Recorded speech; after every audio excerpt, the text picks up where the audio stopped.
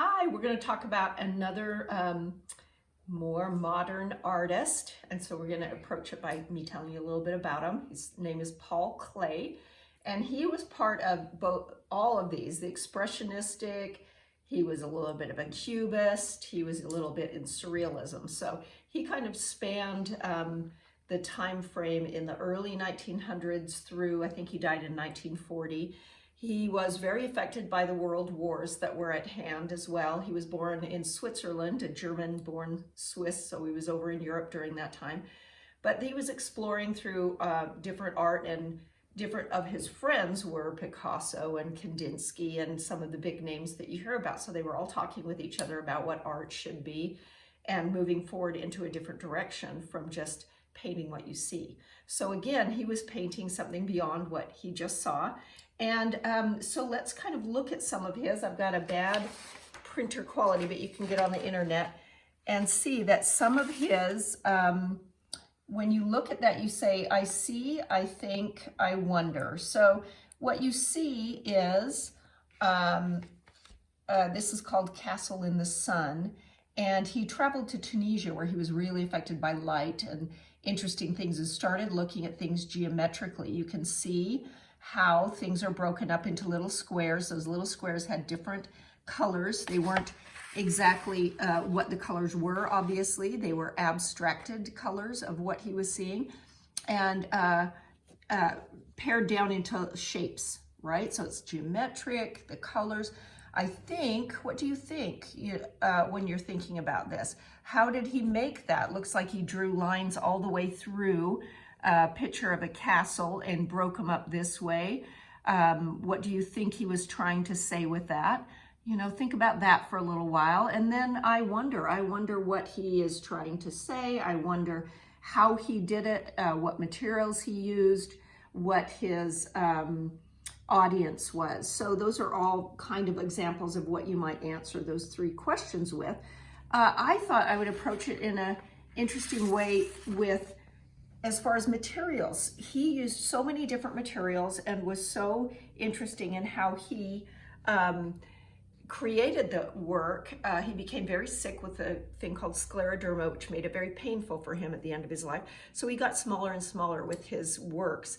But I thought it's fun to look at this one picture that he did, which was Castle in the Sky. He did, this is a bad one, but you can see it's kind of a very simplistic, childlike perspective, very personal, stained glass looking. He also had a lot to do with music in his work, just like Kandinsky did, and we'll talk about him another time. He went from just very monochromatic, hardly any color, just one or two colors, to a super polychromatic, poly meaning many, many chrome meaning color. So many colored variation.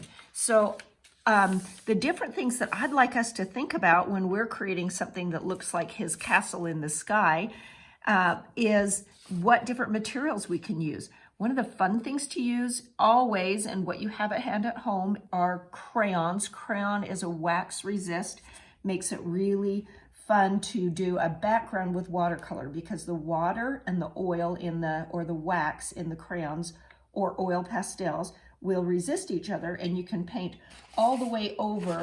You know, if you've carefully cut up this architectural looking building with your colors and put that down, then you can paint right over it in watercolor and see how that resists.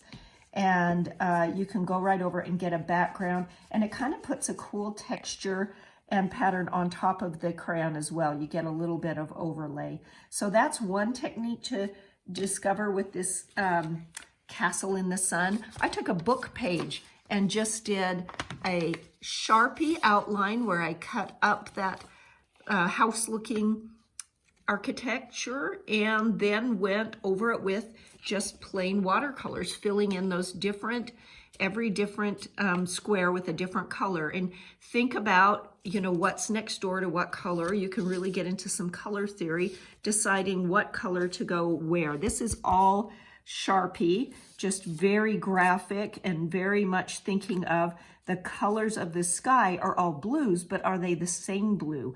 And what blues are next to each other? That gives the idea of the landscape, but breaks it up into different blues. Same with the big sun, not all yellow, all broken up, but all yellows. So you get to think about, you know, in the smoke being the same way. Is it brown? Is it gray?